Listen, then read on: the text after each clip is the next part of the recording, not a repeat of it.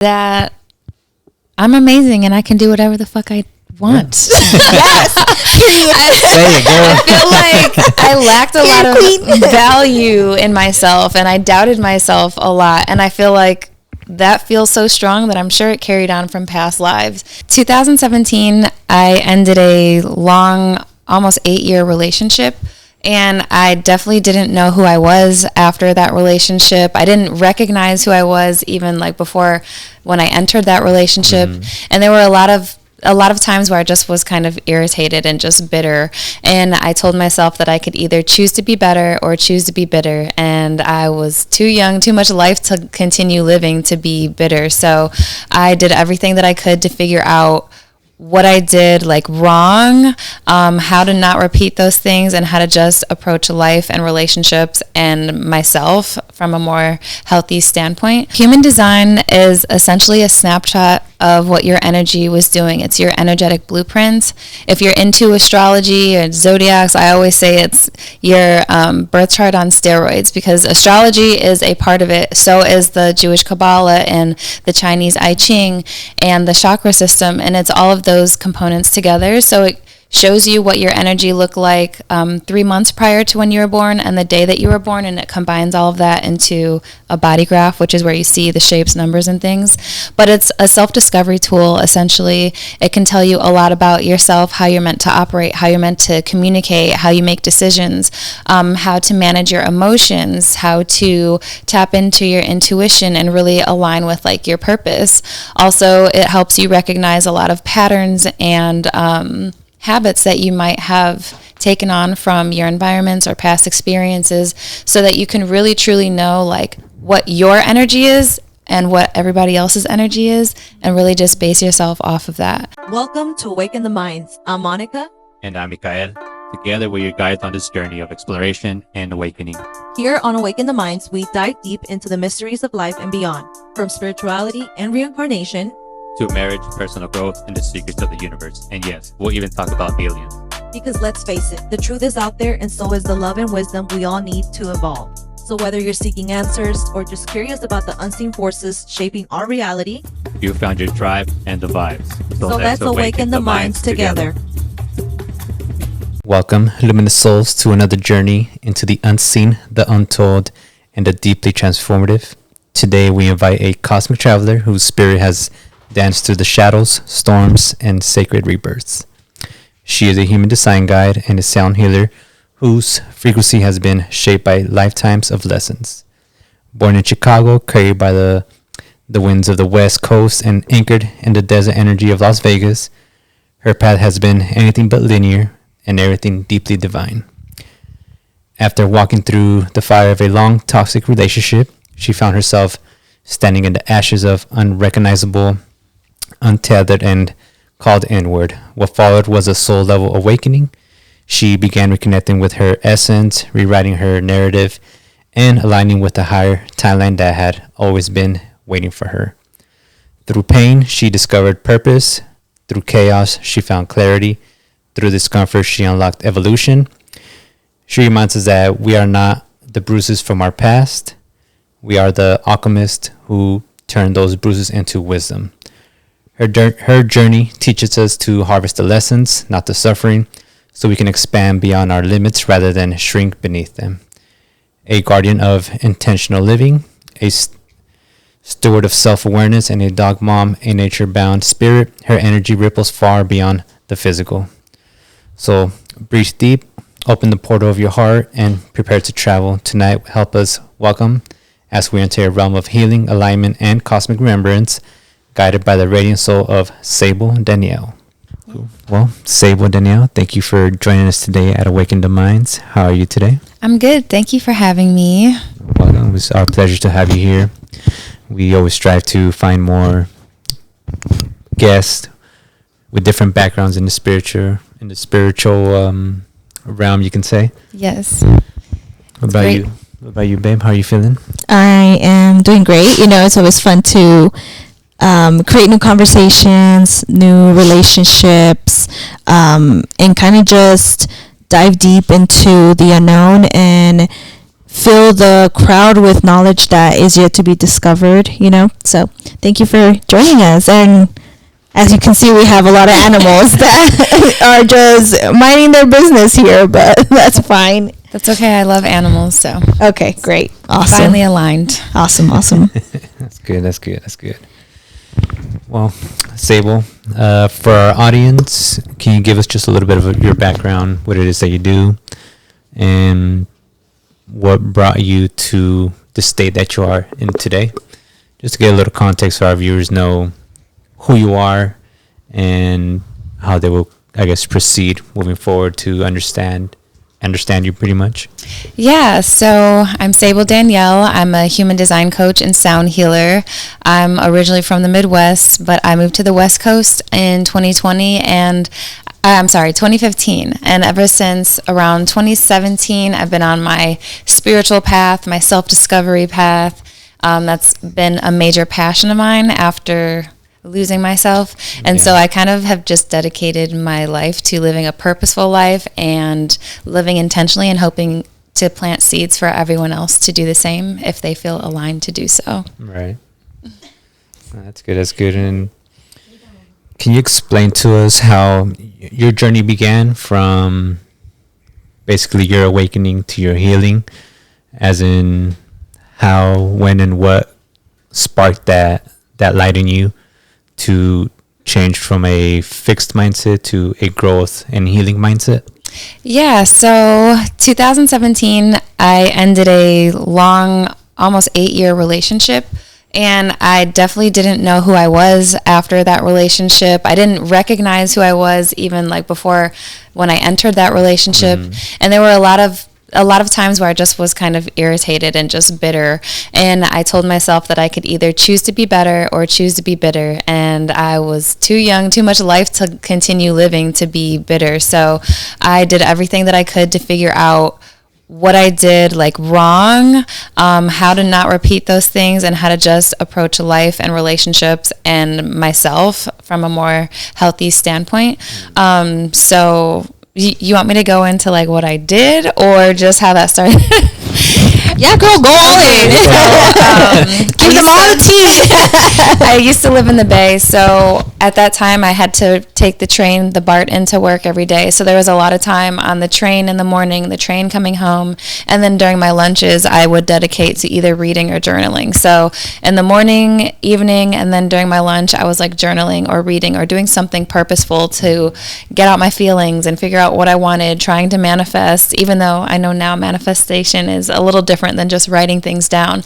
But that's kind of how my journey began. A lot of time in isolation. I lived in California at that time, but I had left all of my family who was in Illinois still. And my ex that I lived with, I sent him back to Illinois. So it was like all the time by myself with just my dogs. So it was a lot of time of hiking, being in nature, journaling, reading, and, binge watching just favorite shows sometimes.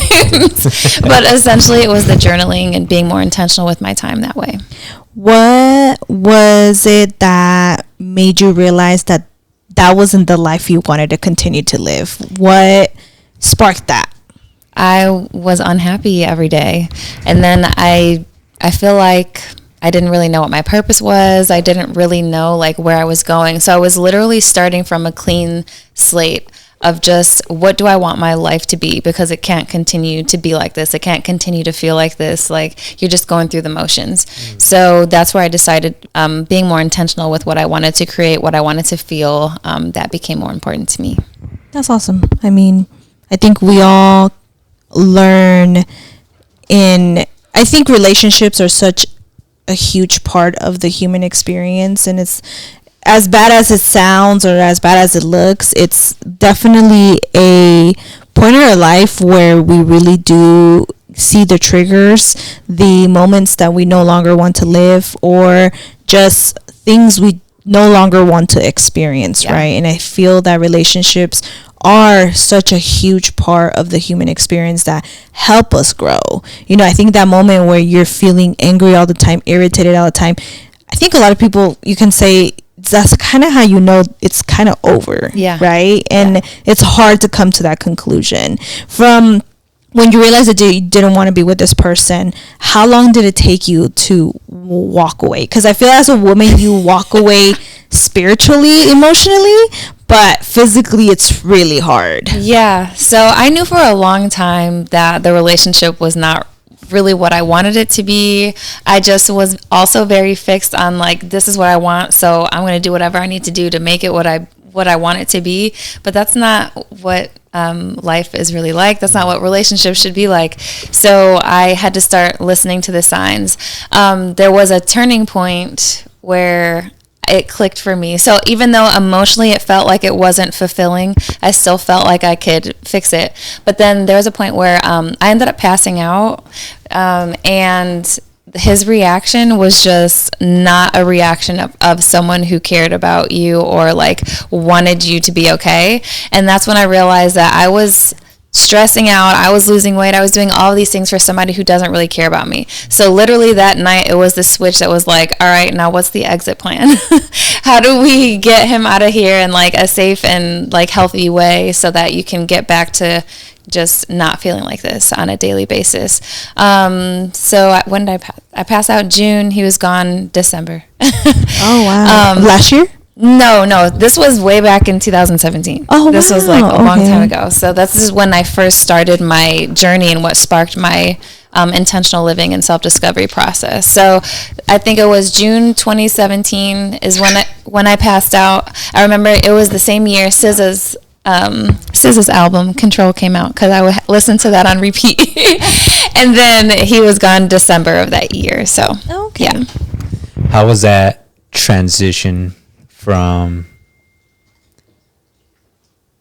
being in a relationship for so long to just being like, this is enough, it's time to walk away? Like, I know oftentimes it can be hard, especially as my wife mentioned, when you're in a relationship for a very long time, to walk away. Was that like the toughest part for you, or was it, as you mentioned, you had that switch and it was like, either continue living this way, it's more than likely not going to get better, or I make changes today that will better my future? Accepting that, that whole 7 years, I don't want to say was a waste of time, because there were a lot of lessons that I learned and that I needed, but putting an end to that chapter emotionally was hard.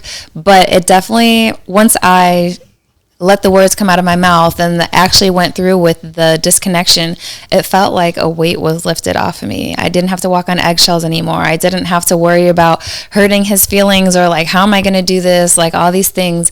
So at first, of course, it was a little bit emotional, but I felt good afterwards.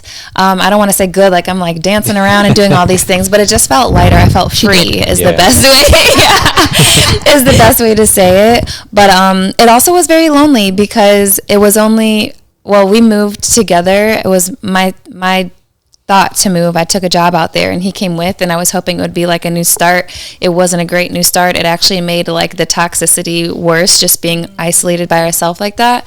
But after he was gone, I had to figure out what it was like to just be by myself and enjoy my own company and not look for other people to fill my cup in any type of way. Right. So it was literally just me and my dogs, and it was good, but it was lonely. Yeah. And how long have you been single for? Officially single. I haven't had an official boyfriend since that relationship. Got it. I have had like situationships or people or like dating and stuff, but I haven't called anyone my boyfriend since that relationship.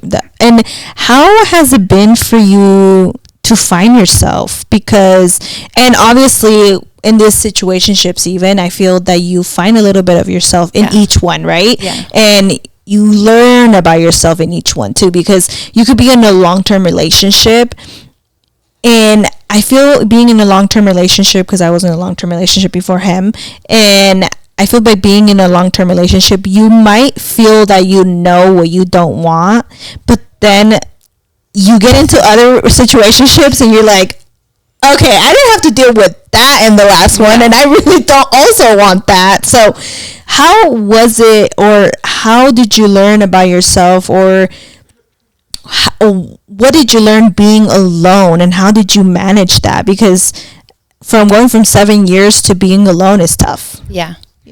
I would say I've always been someone who, like, I didn't like doing things by myself before. I wouldn't go out to eat by myself, wouldn't go to the movies or go to concerts or anything.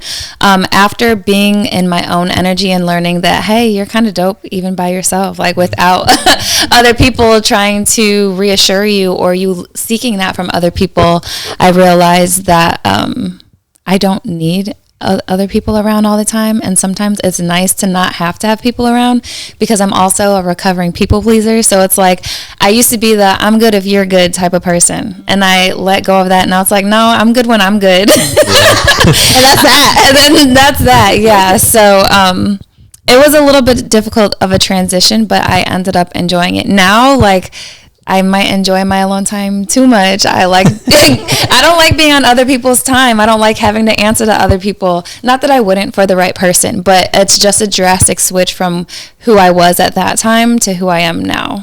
All right. That's beautiful. And I definitely resonate with what you said about, because I believe that's where, at least in my end, it started like that, where it was kind of the same, where, how you said, we wanted to people please, we wanted to always have people around because maybe we were scared of our own comfort, getting to know ourselves, and that would scare us. At least that was one thing for me, where it was like I was kind of the same, where I always wanted to have people around, and I was like, I can't be alone because I feel like it's gonna drive myself nuts, you know. Yeah. And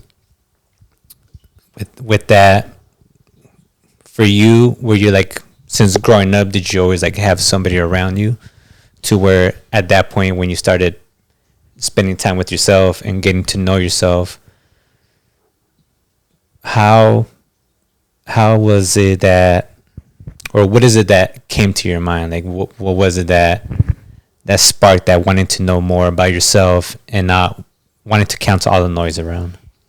So I grew up around a large family in Illinois. I loved them to death. We always would like spend weekends together. We all lived within maybe 20 minutes of each other. We'd always be at grandma's house on the weekend, and like, so cousins and people were always everywhere. And I think that impacted me being able to think as an individual, because I'm always thinking about like family stuff, or what are my parents going to think, or what my grandparents are going to think, what do I need to do, what are we all having to do. It wasn't like a what does a Sable need, it was more of a like what's family got going on, and that's that. So being by myself in California allowed me to separate that, and then I was able to find the things that I really loved. I never was into sound healing when I was in Illinois. I'm sure I was always spiritual internally, but it never came out in any extra ways. And so being on the West Coast, being by myself, I could just take risks and do things without having to hear the noise of what my family might think, whether it's don't do that, we don't want you to fail, we love you so much, like all of those things, or just like what is that, even just the confusion of like sound healing or human design, any of those things. So I was able to take risks, try things that I would never be able to try without even worrying about people knowing about it. I kind of keep things to myself, so you'll know about it when I want you to know about it. And it just allowed me a lot of freedom, I think, and I started to enjoy that freedom of discovering the little nuggets of me without anything extra from the outside. That's beautiful. Your story really reminds me of, have you heard of the Kabbalah? Yeah, and they say that there's always 3 ways to change your life, and the way that Kabbalah changes is changing your name, changing your home, and investing a large amount of money into anything or anyone. It's the way that the Kabbalah kind of returns back to you when your life changes. And I feel that the moment you took that step to, one, leave Illinois, go to California, not only that, leave a partner, like the moment you left to California, it's like your whole life just changed, right? Yeah. It's like the Kabbalah like did a 360 on you and was like, I would say you're walking the right path, right? Because you learned so much about yourself. You're still continuously learning about yourself. And as much as I feel that as much as we do love our family, sometimes we do need to step away from that, because it just creates eternal fear that should probably not even exist in our own spectrum anymore, you know? So And that's too that's beautiful. comfortable. Yeah, I agree. Are you comfortable with being uncomfortable now? Absolutely. Yeah. I embrace discomfort. I embrace all the things that kind of scare me. Aside from bugs, I have a fear of bugs. I have no desire to conquer that fear. But other things like speaking, putting myself out there, being known for things that aren't traditional. I left my traditional job. Like all of those things I would have been scared to do. And I know that being uncomfortable is part of the process to grow and expand and become a better version of yourself. So I embrace all of that now. I love that. Do you feel like what you've been called to do now comes from a past life, or is it just like an awakening that's happened on this life for you? I know you've been on your spiritual journey for 4 or 5 years now, but within that time frame, do you feel like what you're doing now is just like natural, it comes natural to you? Like it feels like, oh, maybe this is from another past life that I'm learning to embrace now in this lifetime. Yeah, I've never thought about it from that perspective. I definitely think that it comes naturally to me now that I take on the discomfort and I'm allowing myself to be a part of this journey and embrace the journey.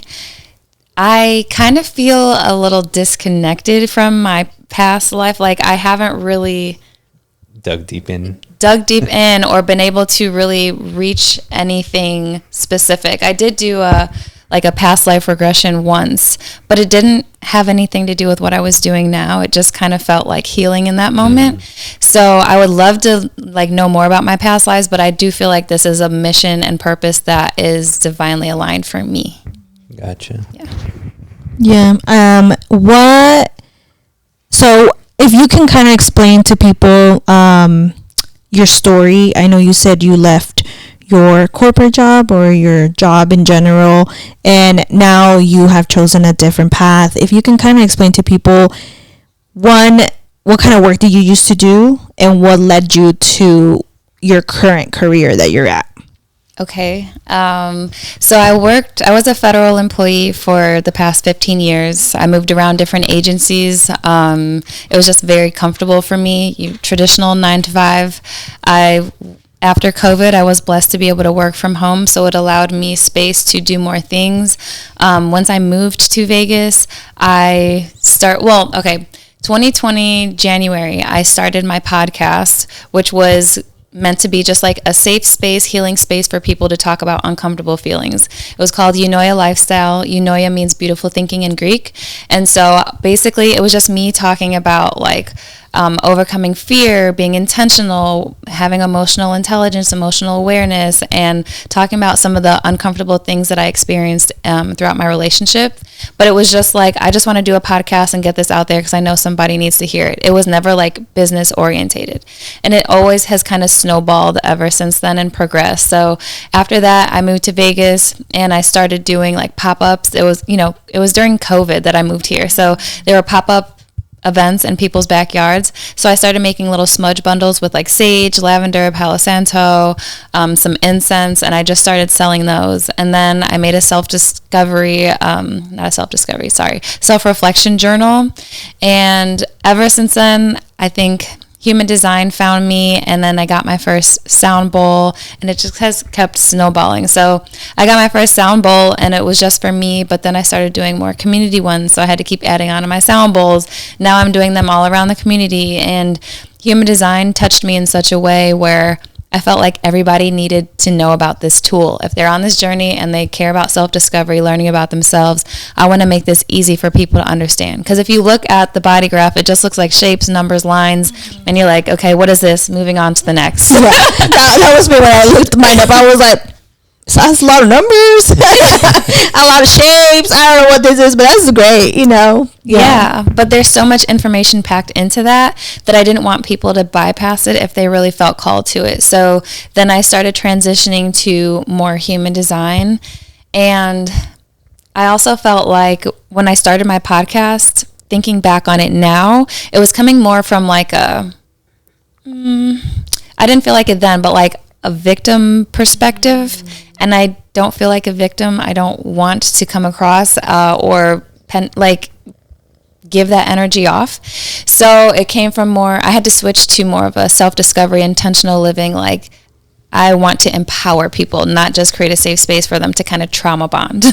I see. Yeah. Okay. And yeah, I guess that's kind of what has happened. I left my career in May of this year, and it's allowed me a lot of freedom to really go all in on recording, posting content, being available for doing sound baths at regular times of the day when people actually want to book me. So it's been a crazy transition, but nice. That's awesome. That's awesome. It's a big transition, especially coming, how you said, from a federal job to just straight now doing your thing, spiritual healing, coaching.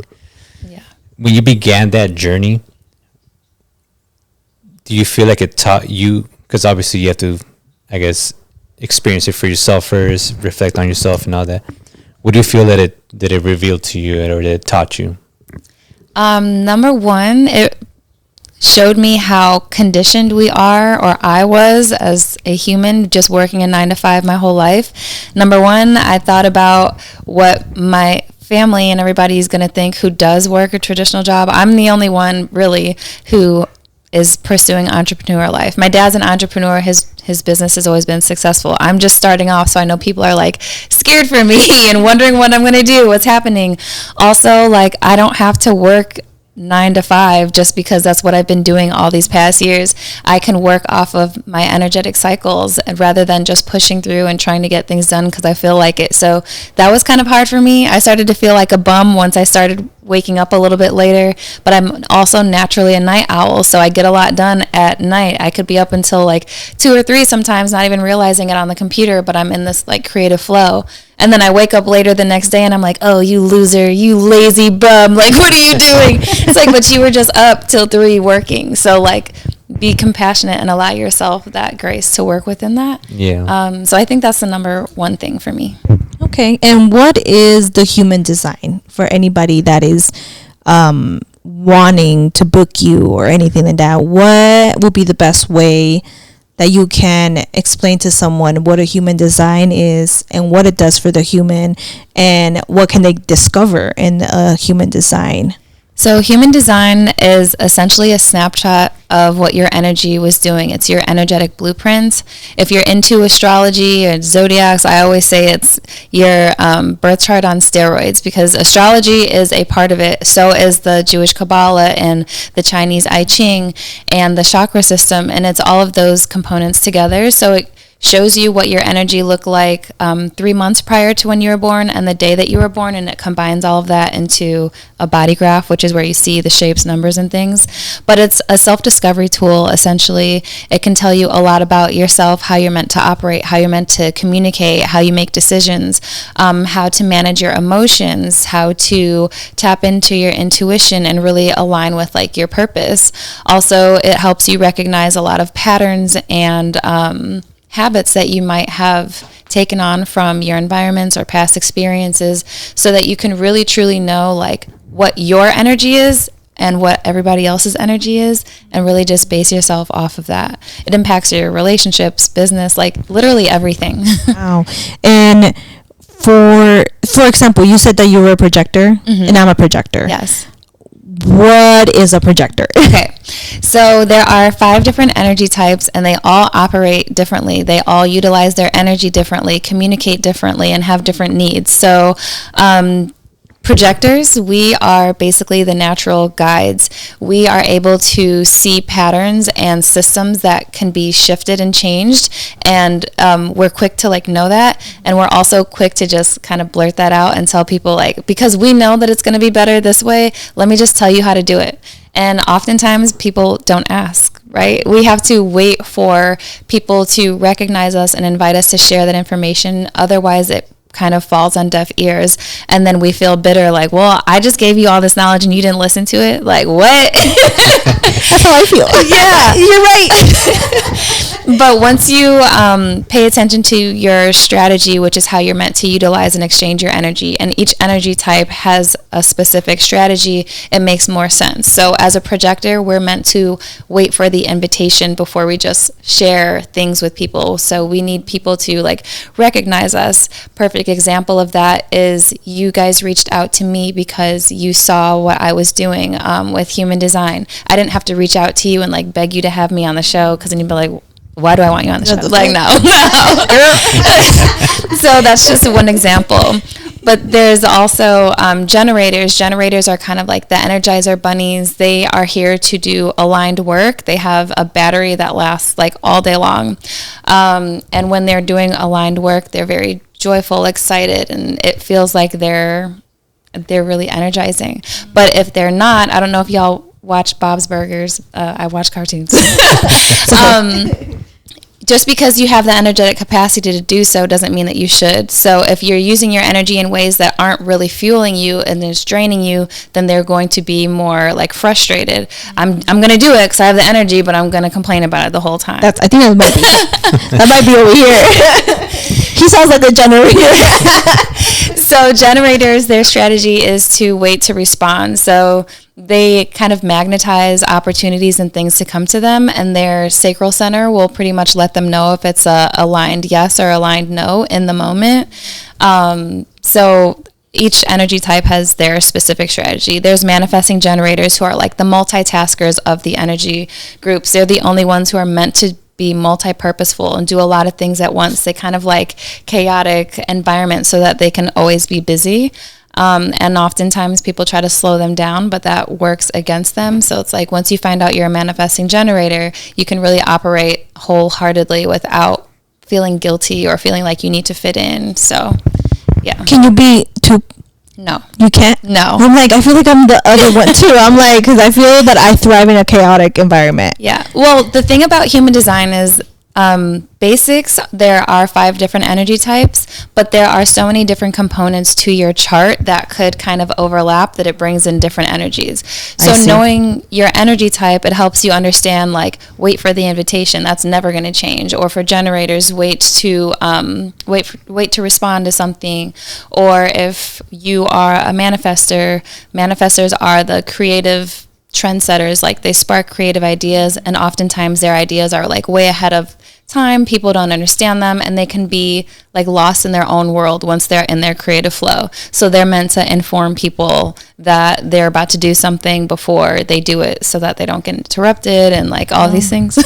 Awesome. But yeah, there's a lot of different components coming from like the centers, the numbers, and all the lines that it kind of makes sense that you might feel like you have other energies in you. Okay, yeah, because I feel like she's telling me all those parts are me. Yeah. That's okay. That's cool. And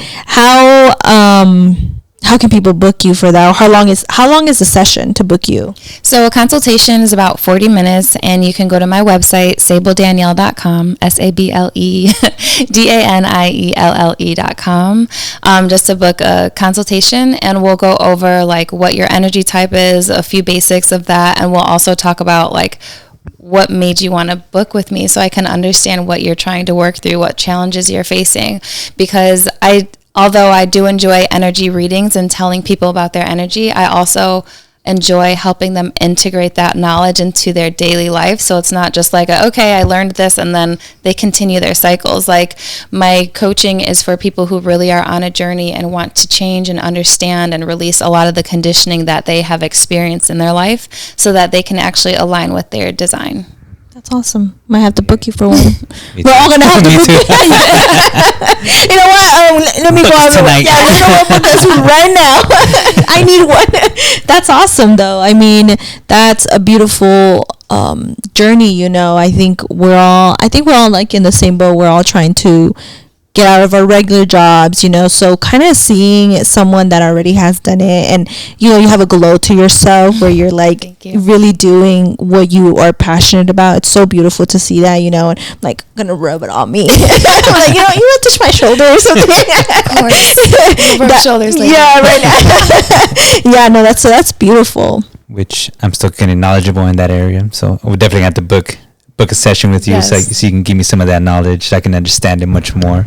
Yeah, I believe you've done it. No, I've done a astrology reading. Okay, I've done like Kabbalah astrology, but now I'm gonna need to do the human design. Does the human design shift, or does it stay the same? No, it stays the same. So the energy that you're born with is the energy that you're born with. However, if you pull up like your body graph, you'll see areas that are colored in, and then you'll see areas that are white. So the areas that are colored in is that your natural energy. That's never gonna change. That's the energy that you exude, you give off. Those are like your natural gifts and a lot of the things that people notice and recognize about you that you may not necessarily recognize because it comes so naturally to you. And then the white areas are the areas that we're actually taking in and amplifying external energies from other people. So that's the only thing that like shifts if you're around other people, but your actual energy does not change. And do those energies and everything, do they come from the human body itself, or would you say is more of like the soul's vibration that's illuminating the aura, right? Yeah, I would say it's more the soul's vibration, because it's a snapshot of what your energy was doing. So the 3 months prior is essentially when like your soul landed in the realm. So that's what that first snapshot is. And then the other one is the snapshot of your physical body coming in the day that you were born. So it's kind of a mixture, but also it comes from genetics as well. Like you get a lot of your maternal energy from there too. Your maternal, I think, grandmother, your grandparents, it skips a generation. So. Oh, okay, it does. Yeah. Wow. Oh, wow. So, for example, since you kind of said that it's a mixture of astrology, Kabbalah, I would say it's also a mixture of numerology, right? Not really, because we're not like adding up the numbers to see what they equal and what it means. The gates, which are the numbers that you see on the chart, those actually come from the Chinese I Ching, I believe. I'm trying to remember correctly. They all come from something. So the lines that you see that connect the shapes together, that comes from the Jewish Kabbalah. Those are like essentially the tree of life, or the channels. The numbers are from the Chinese I Ching, and they all have specific different traits within you and help you learn more about yourself. The shapes are the chakra system. So yeah, it's a little bit of everything. That's why awesome. I love it so much, and I feel like it gives a great understanding of yourself. Wow. So it's kind of like your higher self. Yeah. Okay. That's cool. Yeah. I feel like my energy will probably throw you off because I've had an experience a long time ago where... You had an NDE. So I experienced my first NDE when I was, I'll say about 5-6 years old.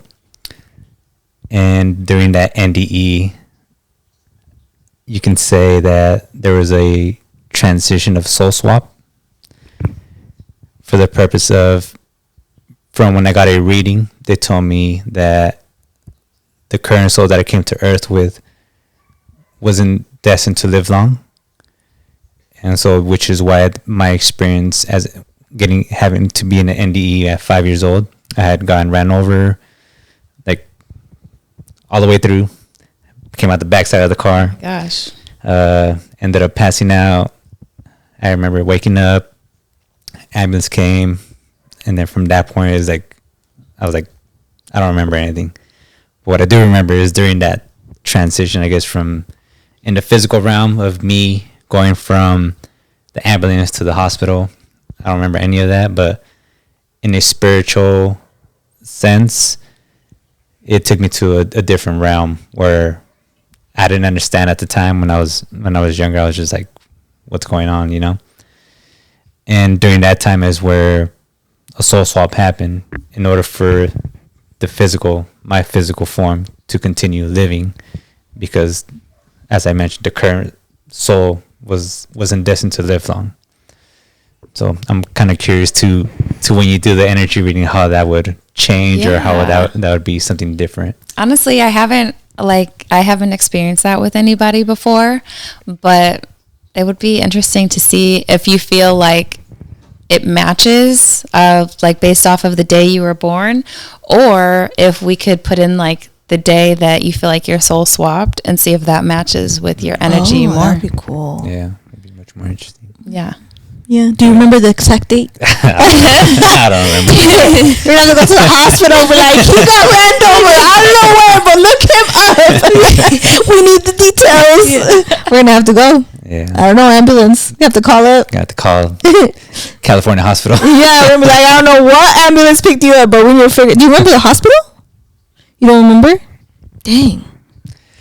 The funny thing too is, for a good period of time, I would say maybe after, I guess you could say, my soul came back, or I came back to the physical realm, there was a blank moment for like 3-4 years that I can't like remember.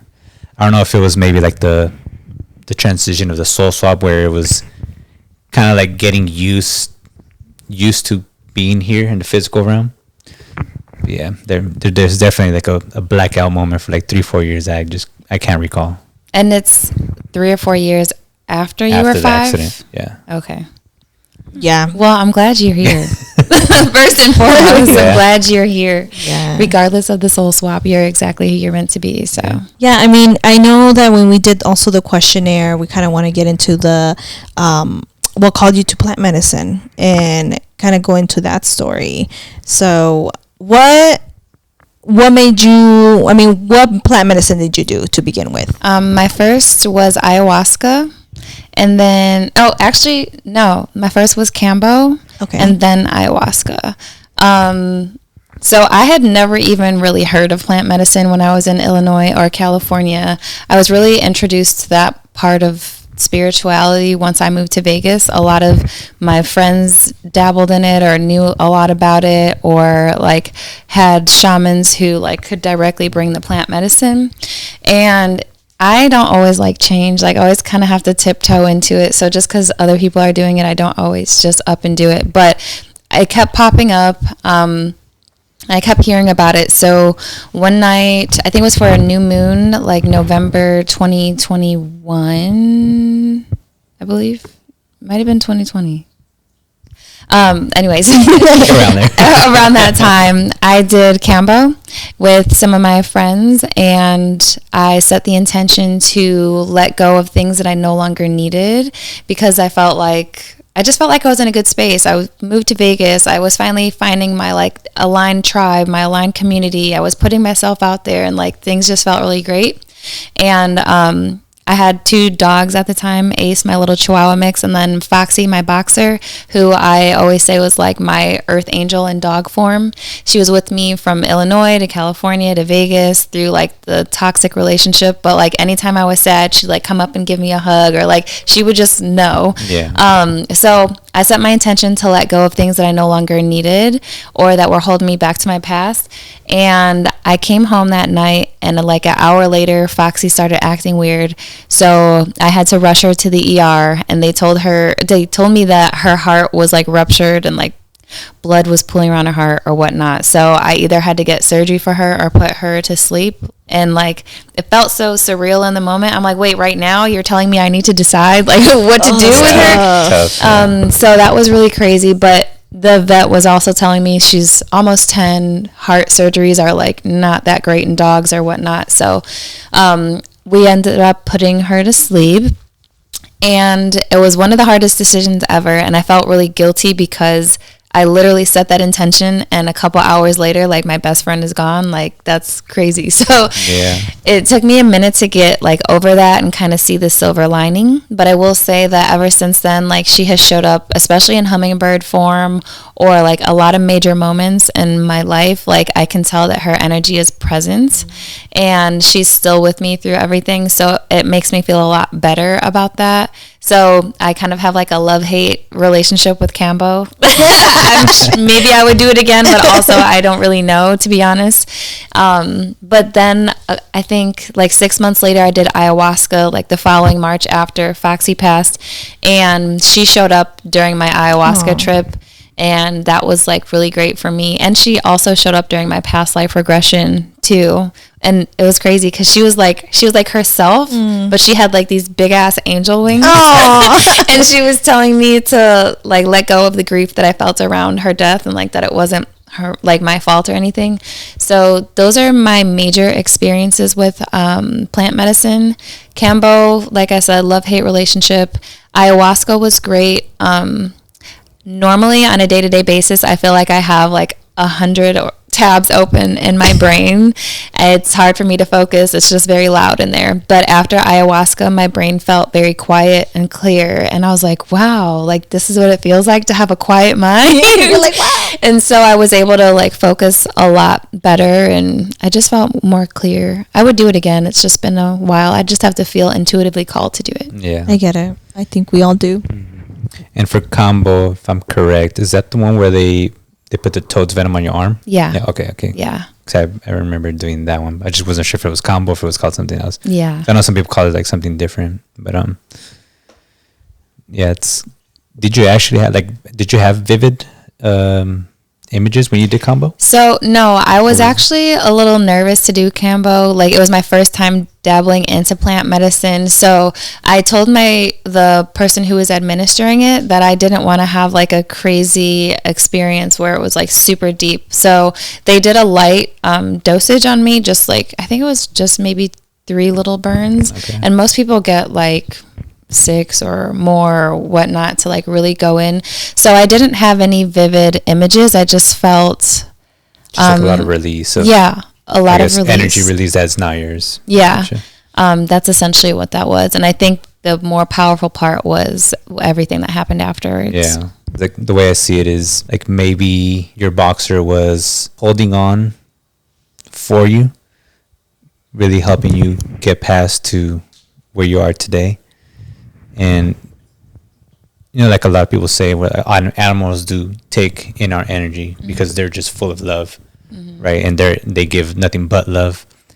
And sometimes us humans, we're chaotic. Our energies can go up and down a mountain. Yeah. But they're here to ground us, to show us that love is where it is for us to stay grounded, to move forward, to think clearly.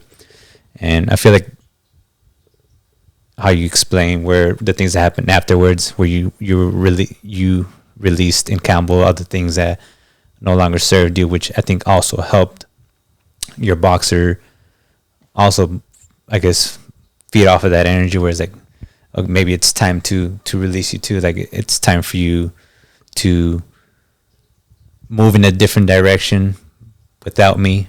Obviously, I'll still be here in the physical form. I'll come visit. But it's time for both of us to, I've done my work, you've done your work, and I think it was the right divine time to part ways for more growth and more love and everything to just flourish. Yeah, I think you're 100% correct. I mean, it's sad to think about that. I'm like, I basically told her that I didn't need her anymore, even though like, I don't know, it wasn't my fault. But you are correct. I feel like I was very codependent on her, like emotionally. I take my dogs everywhere. Like, when you saw me, you saw Foxy. Like, all the time, people knew that. But also, she saw me that I wasn't like sad anymore. I was out here flourishing, doing my own thing, gaining independence, and losing codependent tendencies, I guess you could say, building enough confidence to do so.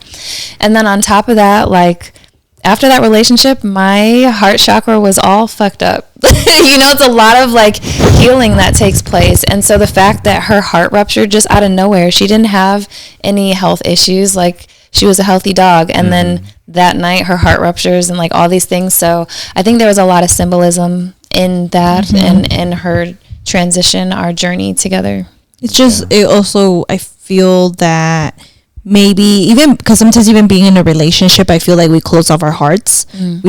We no longer have them open to certain things or even certain people anymore. And it can also signify of her helping you feel something again, even if it's pain. Yeah. It was like, you can transmute this pain into love. Yeah. And I know that you might not be in a position that you feel unconditional love, but this is what unconditional love does to you. Yeah. It's so beautiful, but it's so sad. Yeah. It's gonna make me cry. You know what? Pause everyone. I'm not crying. I always cry when I talk about her, but it's okay. Yeah. No, it's a beautiful way of how our pets really end up opening parts of us that we never imagined could be open. So that's beautiful. And rest in peace to your boxer. And she is doing her work, and I'm pretty sure she's proud of you. And if she ever comes back into this physical world, I'm pretty sure you'll know who she is. Yeah. Yeah. And it's crazy because November 11th, I always hate Novembers because it happened in November, and just like a lot of crazy things happen in November, but she transitioned on November 11th. And so this year, recently, it was just very like heavy grieving that day. And I ended up moving like her urn and everything downstairs to a different type of I can't even think of the word right now. Altar. Altar, yeah. To my altar downstairs, and I was deep crying for a second. And when I looked up at right after I brought her stuff down, you know how like the TV displays different pictures and stuff? It was a desert with rainbow, and the time was 11:05. So she was like, "I'm here. I know you're sad. You just moved me down here, but like divine, I'm here. It's fine. Here. You don't have to be that sad anymore." So I know sometimes the people who aren't that tapped in spiritually, like that pay attention to the signs, it might sound kind of crazy, but I mean, honestly, what are the odds that I looked up right at the time she transitioned, and you know, rainbows and all those things, and all that stuff, just crossing the rainbow. Yeah, it's so beautiful. No, definitely. I mean, with obviously going through all your transitions in life and you experiencing your own type of pain, what has pain taught you in any part of your life? How have you transmute that into love and to getting to know yourself, into not living in a victim mentality? Because, you know, we all have our experiences in life and we tend to sometimes become, like how you said, better or bitter. And how did you not become bitter and you just became better for yourself? Because being bitter is not fun. Like being angry and sad and like unfulfilled takes a lot of energy and happiness and joy away from you, and life is too short. And so once I went through my first major pain that I thought that was going to be like the end all be all, I got over it and I felt like I came out way better. So why not continue the cycle of utilizing that energy and channeling it in other ways? Okay, so I experienced this, but there's always a lesson in every single experience. Right. It's not meant for you to just sit here and be like, oh, this happened to me, I'm so sad, life just sucks forever. Like, no, it feels sucky right now, and that's fine. We're human. We're allowed to have these emotions. We're meant to have these emotions, but we're not meant to just stay stuck there. We have to do something with that experience. Why did we have that experience? And so that's kind of how I face everything now. Are you the only one that lives here in Vegas from your whole family? From my family? Not anymore. So I lived here by myself for like 3 years. My mom moved here about a year and a half ago. And then my sister and her family live near LA. So they're not too far of a drive. Oh, yeah. Nice. I think it always...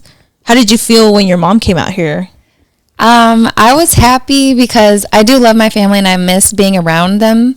But also, like, it was kind of bittersweet because I also love being in my own bubble out here and not having to like answer to anybody. I don't need to answer any questions about where I'm going, what I'm doing, or feel like I need to help watch you be like, what are you talking about? Or also, like, if family's around and they're struggling or they're going through something, like, I'm gonna show up for them. And that, I mean, maybe that has to do with like setting boundaries, right? But it's just in me. Like, if I love you, I'm going to show up for you, make sure you're good, help you with whatever, especially like my mom. But if my mom's not here, then I don't have to worry about any of that. So sometimes I miss not having to worry about anything or anybody but myself and my dogs. But at the end of the day, family is family and life is too short to always be isolated. Like, I think part of my journey now is learning to open back up to receiving, and like, you've learned a lot being in isolation, but now you need to integrate lessons with other people. I agree. So, yeah, I think that's where I'm at on my journey. I love that. So, yeah, we definitely love that, because isolation could also get comfortable to the point where any outside noise, you don't want to bring it into your bubble, which at the same time, with your experience and what you were going through, that was part of your journey, right? You had to go through this period of isolation to get to know you, get to know more what makes Sable, right? Because without that time alone, we're just kind of just mitigating through the cracks of life, and we're not really focusing on ourselves. We're not focusing on what is it that we need to do in this lifetime that make us happy. Yeah. And without spending that time, it can get really, really hard. And as you mentioned earlier too, right? How you said bitter or sweet. We can also sometimes, if we're not focused on what it is that makes us happy, it's going to continue to make us bitter. And if we're continuing to avoid ourselves, avoid that voice in our head where it's like, hey, like, slow down, take some time to yourself, go walk at the park or something, you know, read a book, journal, I don't know, do something, go walk by the lake, you know, there's lakes out here, there's no oceans. I would say go to the ocean, but or if you're in California, find some water, dive in there or something. But I think those were the really good key points that you mentioned, where it's like you do need to find that time daily to spend time with yourself, because I'm a person who's just always in my head thinking, there's a million thoughts going, doom, doom, doom. And if I don't spend that time, which is whether it could be 30 minutes, an hour, 2 hours, to kind of just center myself and have all these thoughts flow and understand them and reflect, it just becomes like, I feel like my energy gets thrown off, and then I'm just like kind of like scattering everywhere. I'm trying to like rush now to do certain things, which is like, it's very important to take that time to yourself. Yeah. One thing, I'm not soliciting for you, but I know you're single. And I know you've been single for a long time. So, I mean, now that you've been in situationships and you've been in a relationship, a long-term relationship, and you've been on your own and been with other people or whatever, what is your ideal man? I mean, can you kind of like, you don't gotta give them everything, but what is something that now you're kind of like, okay, I definitely don't want this. I want to, because I do believe that God created you with this heart, and I do believe that he created somebody with the same heart as you, and I wholeheartedly believe that. But what is it that you feel you would want your partner to reflect for you? And by that I mean that I feel like when we find our person really reflects the good parts of ourselves. So what are you looking for, and what is your ideal partner? Honestly, intention is everything to me. I need you to be intentional about me, about your life, about where you're going, your goals, and all of those things. Take intentional action. There's a lot of guys that I have met who are just, what are you doing? I'd like to see you. Okay, we'll make plans. Like, if you're expecting me to be the one to do that, I'm not that Sable anymore. You can step up and take action. Y'all can do that. But also be like, not healed, because life is a journey of forever healing. But being secure within yourself, emotionally available. I don't want any signs of codependency. I have also realized that it's kind of important for us to have our own individual lives. Like, I'm not saying we don't need to spend time together, but if you need to hear from me every hour, that's a problem for me. Yeah. I get it. If you don't have anything to do, like, why? We can talk a few times a day, like all these things, we can text, but I don't like codependency. I was in that before, so that's something that I kind of like run from. And spirituality is important to me. I want to be able to talk about all the crazy things and not feel like you're just looking at me like, what the fuck is she talking about? Okay, moving on. Did you see the basketball game? Like, girl, did you hear what I said? Yeah. Are you seeing me? Are you, being seen, I think it's the most important part, right? And I think that's beautiful. I feel, and you will find that person, you know. That person is definitely out there, and she's being seen. So definitely, I mean, what do you, with the work that you're doing now and the work that you've done now, what do you think the purpose of life is? I was just kind of thinking of that, so you were in my mind. I feel like the purpose of life is being able to truly tap into who you are and what you are passionate about and give your all to that. So kind of going back to like the dating thing, relationship thing, before I really knew who I was just surrounded by my sister. She was with her high school, the legs. She's a human. My sister, she's with her high school sweetheart. My parents were married for 30 plus years, so it's always like, okay, I just want a partner and we'll like make it work. But what does that actually mean? What does being in a relationship mean for you? What do you value about yourself and being in a relationship? So like, I don't think anymore that my purpose is to just find a partner and get married and have a baby. Like, my purpose is doing exactly what I'm doing, and my divine partner will align with me on that journey. So a lot of people right now, like the past few years, it's like, are you dating? Like, I'll go home and visit my family. Are you dating? Who are you dating? Da, da, da. And I'm like, you know, I have a whole business that I'm creating, and you are choosing not to ask me about that, but you're asking me about dating. So it's kind of like, it's weird. Plus, also, if I wanted to share, I would share. Like, Exactly. I'll tell you. How about you tell me about what I'm doing? Right. But right now, I'm trying to build a legacy and create a shift in my bloodline. Like, nobody else is doing what I'm doing, and I want my nephews or the future children to see that you don't have to live a traditional path, and you can live life however feels great to you. I agree. I love that.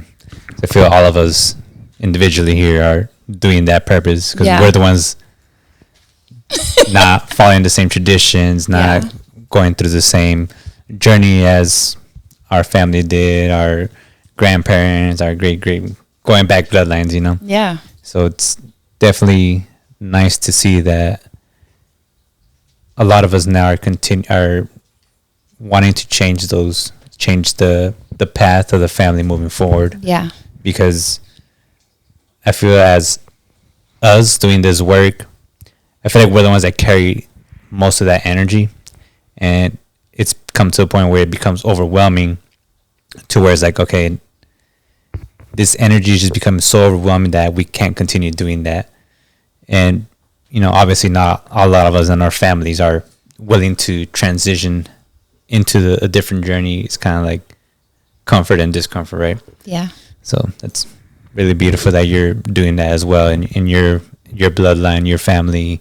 And as you said, like you say, moving forward to the future, whether if it's your kids or grandkids or any of your siblings' kids, they can see that and be like, oh, you know, auntie tight, you know? Yeah. She cool, all right? She all right? Yeah. She doing her thing or whatever. That's awesome, no. But, I mean, I think we kind of gone through everything, or do you want to?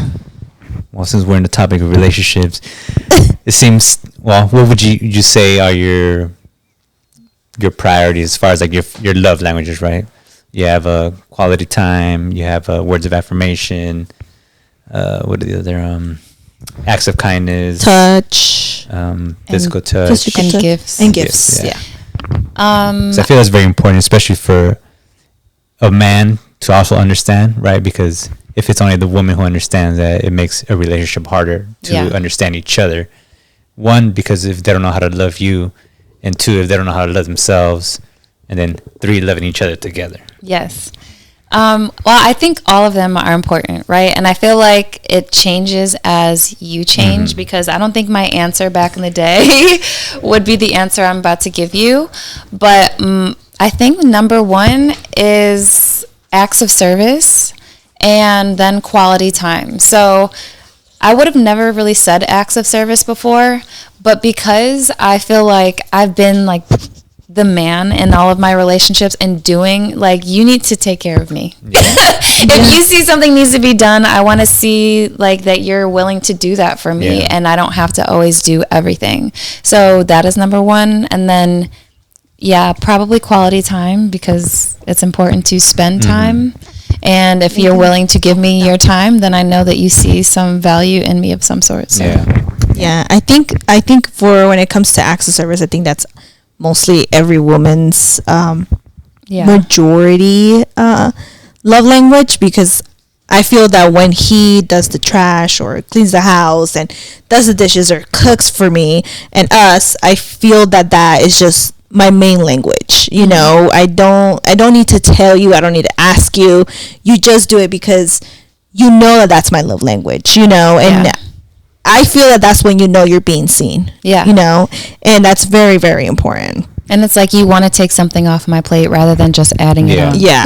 But it's mutual. Like, I'm not expecting my partner to do everything for me, because when I love, like, I love hard, and I will reciprocate and do all of those things. But I need you to show me at this point that, like, you're going to do something. Yeah. 100%. I've always told her, like, especially when we first started dating, I was like, now, I know our relationship is not going to be 50-50, but I'd like to set the intention where it's 50-50, But what I mean 50-50 is we help each other, and we're always going to meet. Doesn't matter what's going on, we're always going to meet in the middle to have an understanding, right? Because if it's one-sided, then it's just always going to be one-sided. But if we continue to work together and always meet in the middle, we can ground ourselves together, and we can both communicate, find a solution, and move forward. Yeah. Yeah, 100%. Yeah. Let's talk a little bit about sound healing. Okay. I don't think we talked. Oh, I know we haven't. Into there. Yeah. I know that people obviously, well, we know, but they don't know. Maybe they do. I don't know. What is the benefit of sound healing? I know that there actually has already been a lot of science behind it, where sound healing has proven to actually even help people with cancer, help The different frequencies. reprogram the nervous system and all of that. But what is sound healing to you, and how did you get into sound healing? So I got into sound healing. I just bought the one sound bowl because I wanted to experience it and utilize it more, because it's hard for me to like meditate and ground myself. Like I told you before, my mind is loud and noisy, and even when I try to meditate, I'm just laying there and then I fall asleep. Like it doesn't really work. Yeah, so I got the sound bowl to try to help myself with that. And then it just kind of grew. I wanted to do some community events with people that I knew who had like stores or businesses or whatnot.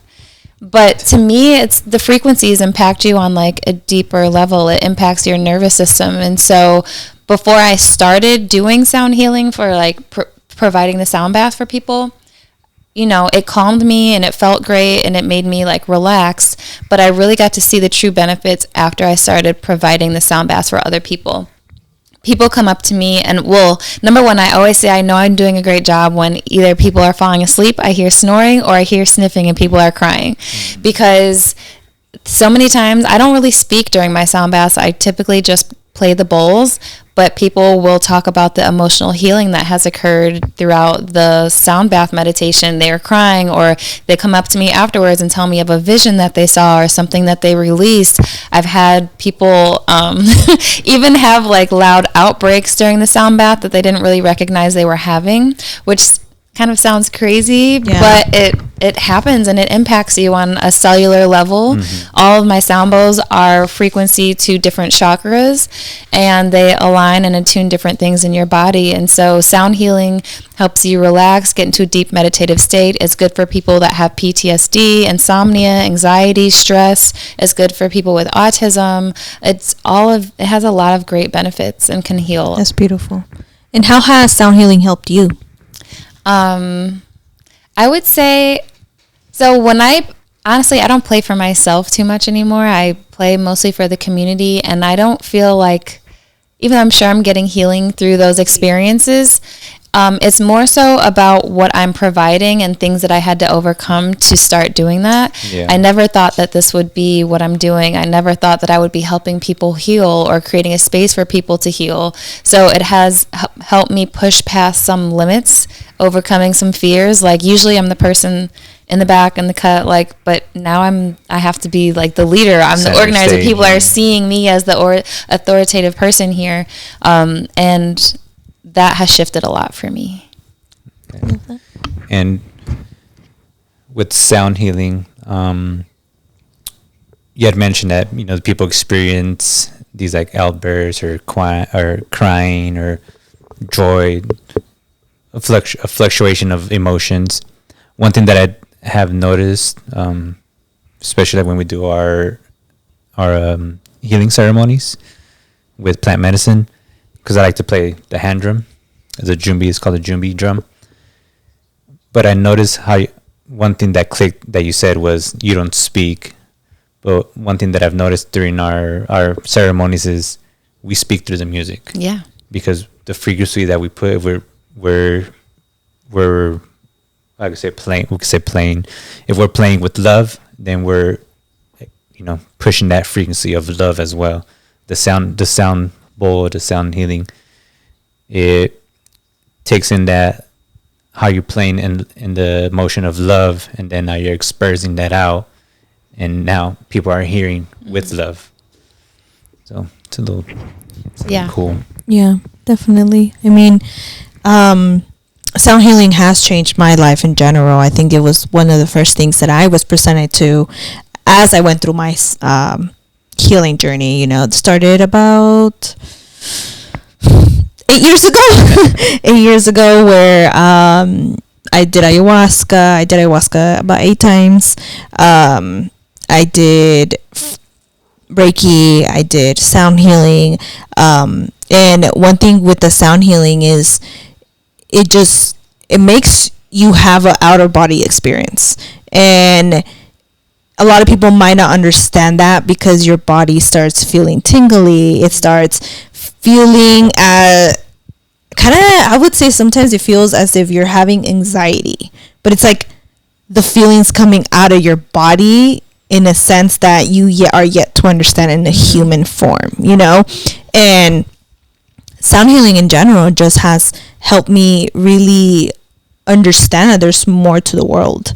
And with combining music, combining any type of frequency to the plant medicine or anything like that, it literally can make you travel not only current lifetimes but past lifetimes, or linear times, dimensional times, because everything's happening at the same time as we speak.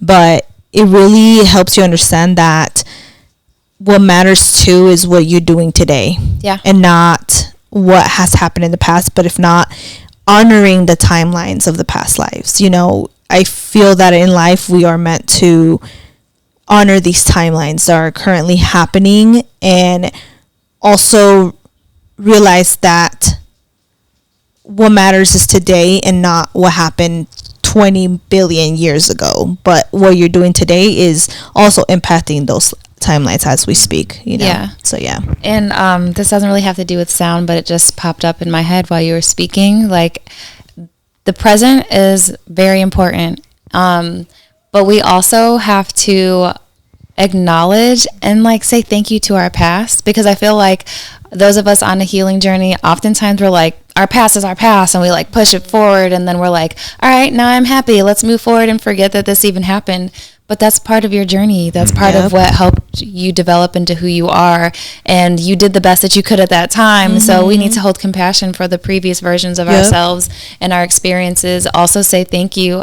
You're no longer needed, but I appreciate the time we had. Now I'm in this new chapter, new timeline or whatnot. So just going back to, yes, focusing on the present, but don't forget the past. 100%. Yeah, I feel that when people go into their healing journey, that's one of the first things that sometimes a lot of healers tell. Sometimes I've seen experience like, oh, well, your past is your past and you got to let that go. But I wish a lot more people were more in depth to the fact that the past is what shaped us for where we are today, you know, and honoring it and honoring the fact that without those timelines currently happening, we wouldn't be where we're at today, you know. And the lessons we've learned, we might have even reincarnated 20 million times with the same lesson, and yet we are still learning it barely in this life, you know. And just realizing like, oh, thank you for that knowledge. Now after 20 million lives, I finally get it, you know. So realizing that, and really I feel that that's something that the sound healing, I feel that if you ever want to set an intention of getting to know more about yourself, it's the moment where the music is playing and you're quiet, you know, because that's where the messages are coming through. Yeah. We're at the point of ending this episode, but we do have some rapid questions for you. Okay. If you would mind answering. I'm ready. All right. First one would be... Are you? I think no. Maybe. If you can give somebody the advice of a daily practice, what would it be?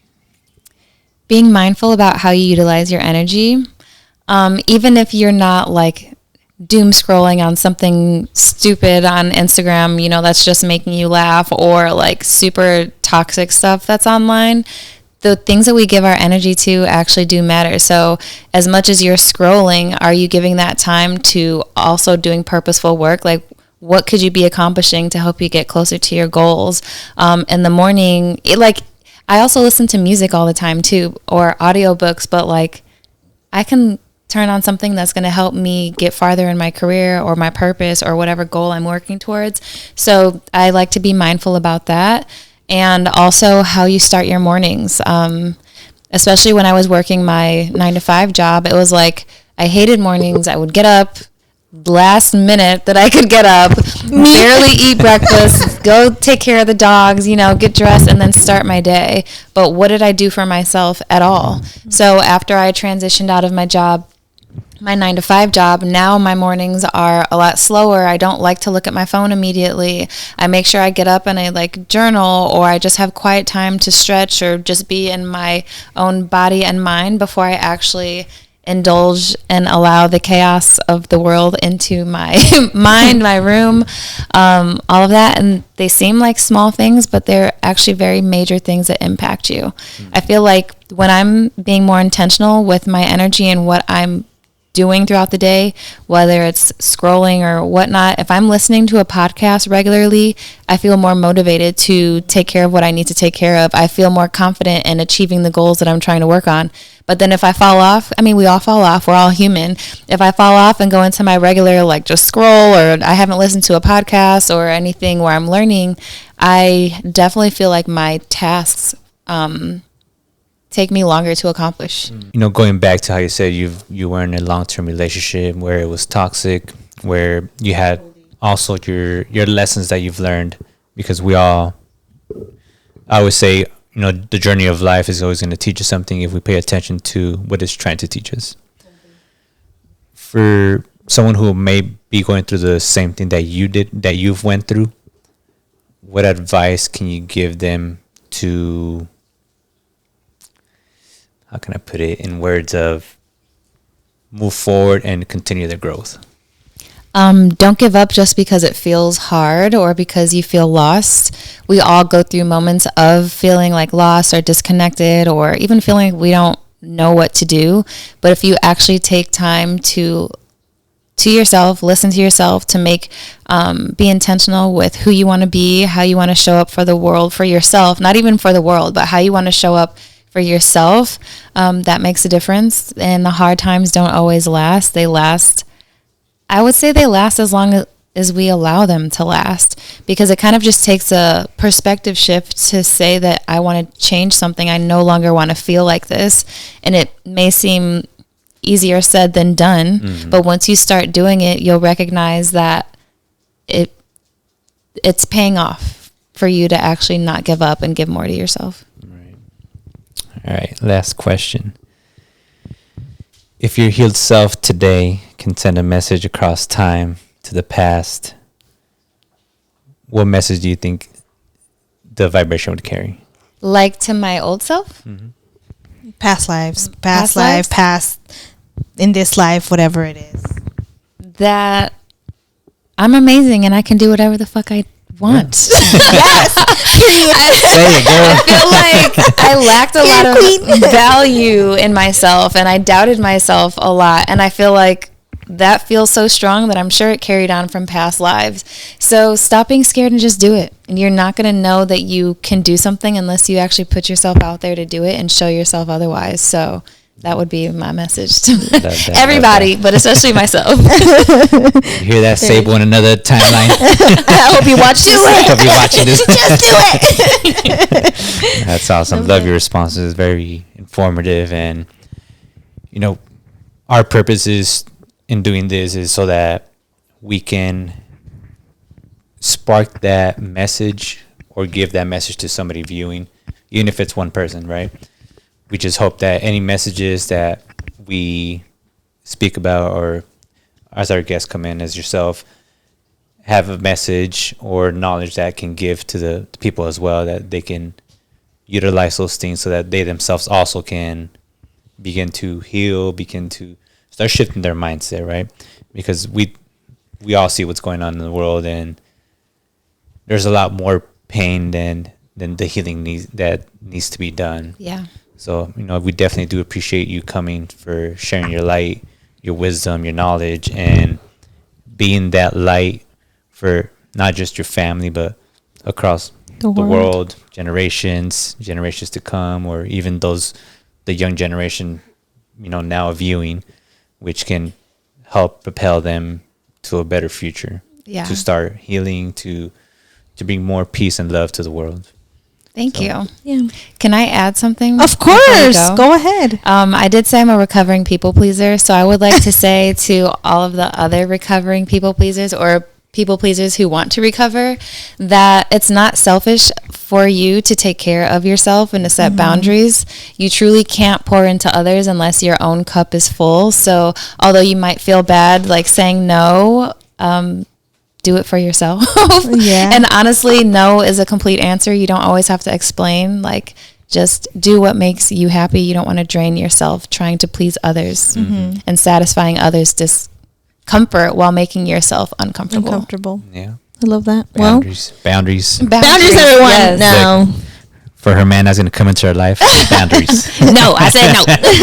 No is no, motherfucker. No, but thank you, Sable, for coming and for taking my invitation to come into the pod and show your light, like my husband said, and show the world who you are and who you truly are. And I'm super excited to see your growth and your continuous growth, because this is the Sable we know today, but tomorrow you're going to be a completely different person, and you continue to grow. And just know that you are a true inspiration to this generation, the generation before us, and the generation after us. And that, like you said, you can do whatever the fuck you want and keep doing that and keep showing your light and keep being you, because at the end of the day, there's nothing more beautiful than being raw in the world that people are trying to be artificial all the time. And just keep holding that torch, and eventually somebody else will come in here and ignite more of that torch, and you will continue to grow and glow and be who you are meant to be at the end of the time. Thank you so much for sharing space with me, inviting me in. And as a projector, thank you for seeing me and feeling like I had something to contribute to your podcast. It's been great speaking to you guys on here. So I appreciate y'all. Of course. Well, thank you. Thank you, everyone, for tuning in. And don't forget to subscribe, like, share.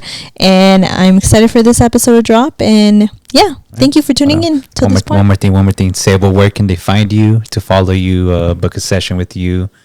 I know you mentioned that in the earlier episode, but for those that got this far to the end, maybe they want to book a session with you now that they got more knowledge. Okay, so my website is sabledanielle.com. If you want to follow me on Instagram, sable.danielle29. I'm also on YouTube, Sable Danielle, but I will send them all my links if you want to put it in the description box to make it easier for y'all. Yeah. Everything's my name, Sable Danielle. Yeah, as you should. All right. Well, thank you so much. And, we will tune into the next one. Yep. Thank you. Thank you, guys. Thank you, Danielle. So let's awaken the minds together.